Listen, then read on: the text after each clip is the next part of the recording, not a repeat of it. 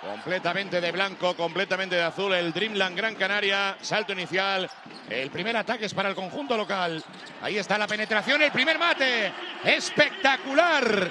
Altas rápido, entonces yo creo que es algo que van a tener que tener en cuenta estos de 7-5, 2 arriba, falta de 7-23 para llegar al final del primer cuarto. Otra vez Livingston, el lanzamiento de tres, otro triple. Lo va a repetir. De manera consecutiva enorme, la canasta. El triple del jugador de Illinois, 10-5, 6 puntos ya para Otis Livingston.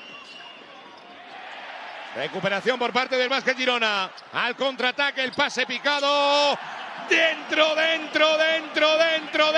Pep Busquets. Que no quiere jugar de 4, que no quiere jugar de 5, sino de 3. Es increíble, ¿eh? Increíble. ¡Ojo! Espectacular el mate a una mano ahí. El tema muerto de Jakalakovic, Atiga. Ahí estaba organizando. Por parte de Mike Toby. Casi ni se lo esperaba, Toby. No. Ojo, el lanzamiento de 3. ¡Vaya triple! De Needham, enorme. En el Dreamland Gran Canaria, el base francés. Me gusta mucho con la calma con la que juega. Parece que está muy tranquilo y de repente ahora viene Hughes. Increíble el duelo de ametralladores. Gozando los segundos en zona, pero anotando su punto número 4 en el partido.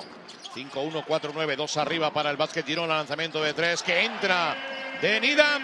En esa primera jornada le costó un poco, pero enseguida creo que está dando de qué hablar este Mark Hughes. ¡Oh! Vaya tapón ahora, ¿eh? Espectacular ahí, la chapa enorme. Agotar la posesión.